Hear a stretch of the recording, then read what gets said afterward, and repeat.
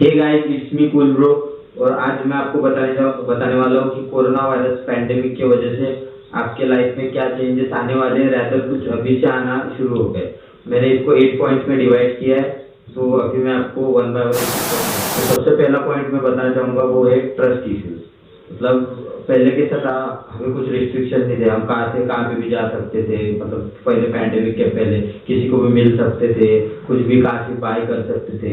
लेकिन अभी इस पैंडेमिक की वजह से हमें कहाँ पे जाना है तो हमें रिस्ट्रिक्शन है, किससे मिलना है तो हम बार बार सोचते हैं कि इससे मिलना अच्छा रहेगा या नहीं। अगर कुछ बाय करना है तो भी हम सोचते हैं दूसरे कंट्री से बाय करे या ना करे। तो ये ट्रस्ट इश्यूज डेवलप हो रहे हैं। ये तो मतलब आइसोलेशन की वजह से ये सब हो रहा है। जैसे हम इतने दिन अगर इंडोर्स रहे तो ट्रस्ट इश्यूज आना स्वाभाविक है। तो अगर मैं आपको एक्जांपल देना चाहूँ तो जैसे बॉयकॉट चाइना, ये बॉयकॉट चाइना क्यों है? क्योंकि मेनली इसका रीजन है कि कोरोना वायरस का जो स्टार्ट हुआ है वो चाइना में हुआ है, इसलिए अभी इतना बड़ा मूवमेंट चालू है। तो पूरे वर्ल्ड वाइड चालू है, सिर्फ इंडिया में नहीं, पूरे वर्ल्ड वाइड चालू है कि इसको हमें बॉयकॉट करना है चाइना को। तो ये अभी पूरे दुनिया में दिखेगा। ये अभी जैसे मैं और एक एग्जांपल दें, जैसे कोई मुंबई से आएगा तो हम सोचेंगे कि नहीं भाई ये इसको कोरोना वायरस हो सकता है क्योंकि मुंबई में ज़्यादा इफेक्ट है।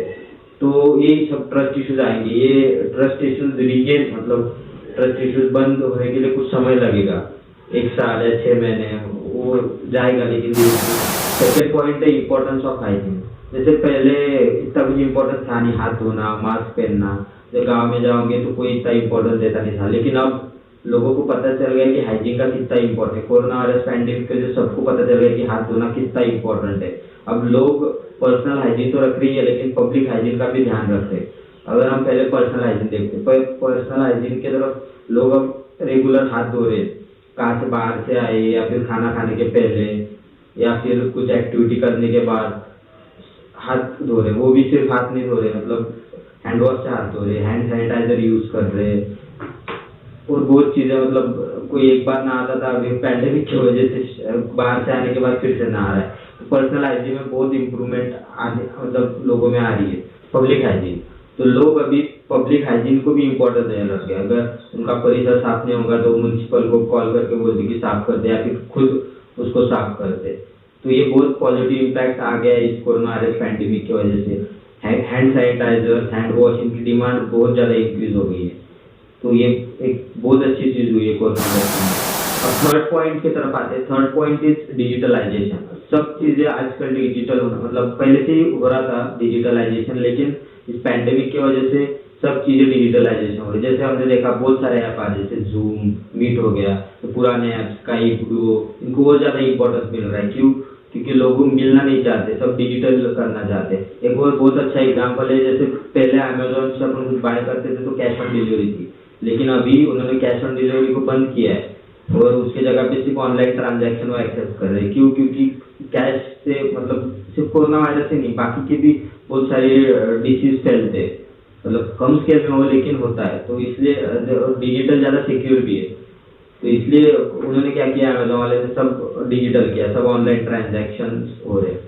तो वही ऐसे बहुत सारी एजुकेशन देखोगे तो एजुकेशन में भी अभी बहुत सारी कंट्रीज ने ऑनलाइन एजुकेशन स्टार्ट किया है, मतलब घर से एजुकेशन करते हैं। मैंने तो ऐसे भी ऐप देखे जहाँ पे तुम ऑनलाइन डिग्री ले सको, कितना इफेक्ट। चलो फोर्थ पॉइंट की तरफ आते हैं। Fourth point is importance of AI. AI means artificial intelligence.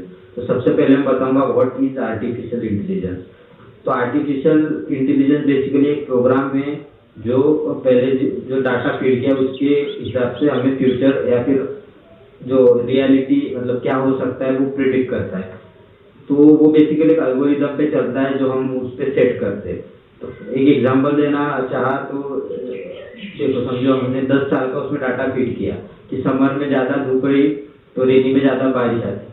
तो वैसे तो उस हिसाब से वो अगले साल का प्रिडिक्शन निकालेगा कि अगर इतनी धूप रही, इतना टेम्परेचर रहा तो कितना रेन हम अज्यूम मतलब प्रिडिक्ट कर सकते हैं या फिर अज्यूम कर सकते हैं। हम चलते यूजेस, क्या क्या यूजेस हो सकते हैं। तो सबसे पहला यूज बताना चाहूँगा वो है इस मतलब आगे अगर कोई ऐसा पैंडेमिक आता है तो हम जो कोरोना वायरस का डाटा हमने उसमें फीड किया उसके हिसाब से हम प्रिडिक्ट कर सकेंगे कि कितना ये पैंडेमिक डेंजरस है, कितना ये बढ़ सकता है, कितना फैल सकता है, इसका रेट क्या है, सब प्रेडिक्ट कर सकते हैं। सेकेंड यूज हो सकता है इसका हॉस्पिटल्स में।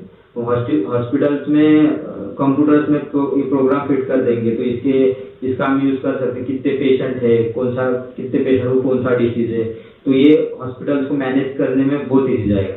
और एक यूज़ हो सकता है इसका, जो वैक्सीन अभी कोरोना वायरस का वैक्सीन का जो मतलब रिसर्च चल रही है उसको भी हम स्पीड अप कर सकते हैं। तो आर्टिफिशियल इंटेलिजेंस फ्यूचर में बहुत काम आने वाला है, लेकिन इसका एक नेगेटिव इम्पैक्ट है, क्योंकि अगर सब मोबाइल या फिर मतलब आर्टिफिशियल इंटेलिजेंस करने लग गया तो हमें वर्कलोड कम करना पड़ेगा, मतलब एम्प्लॉयज़ को जॉब से निकालना पड़ेगा। तो ये नेगेटिव इम्पैक्ट है, लेकिन देखते हैं अभी। मतलब आते हैं फिफ्थ पॉइंट की तरफ। Fifth point is focus on health care system.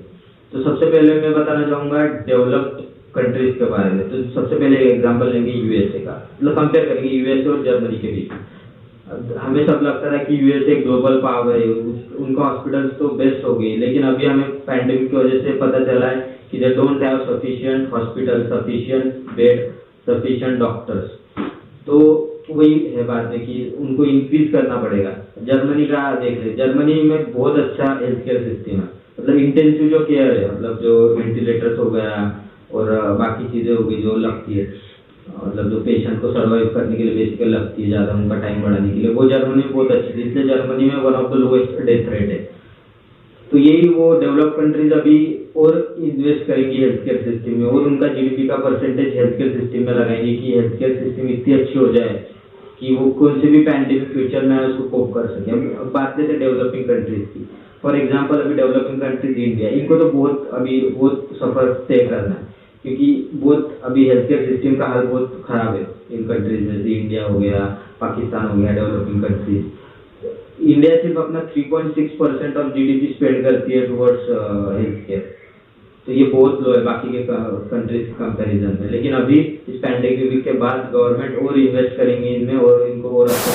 चलो अभी आते हैं 6 पॉइंट पर। 6 पॉइंट है ways of communication will increase.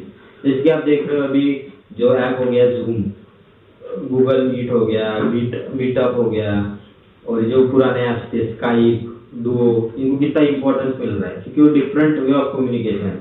लोग अब क्या चाहेंगे कि डायरेक्ट मिलने से अच्छा हम जाके कॉन्फ्रेंस करें, तो किसी का कॉल आया कि बोलते चलो मिले, तो वो सोचेगा नहीं क्यों मिलना है, हम कॉल पे ही सब कुछ कर लेंगे या फिर वीडियो कॉन्फ्रेंसिंग के द्वारा कर लेंगे। तो यही मतलब वेज ऑफ कम्युनिकेशन में और कुछ वेज आएंगे कम्युनिकेशन के जिससे हमें इजी होगा कम्युनिकेशन करना, और ये जो ऐप से और इम्प्रूव होंगे।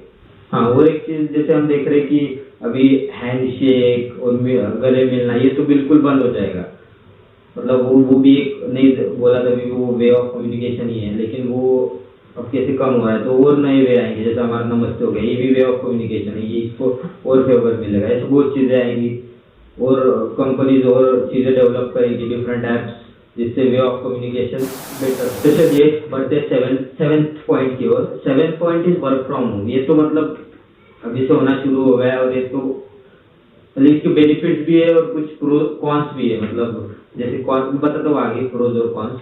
तो पहले वर्क फ्रॉम होम बहुत सारी कंपनी है, जैसे ट्विटर हो गई, एचपी हो गई, इन्होंने मतलब complete work from home start कर दिया है, तो सब चीज़ें घर बैठे हम कंपनी का काम कर सकेंगे। लेकिन इसका एक इम्पैक्ट है, मतलब वर्क फॉर लेस, मतलब लोगों को अभी कंपनियां कम पे करेंगी, क्योंकि ऑब्वियस है ना, घर पे काम कर रहे हैं तो उनकी पेमेंट भी कम, तो उनको मतलब वर्क फ्रॉम होम, तो उनको अपने जो सैलरीज है उनमें कट आएगा।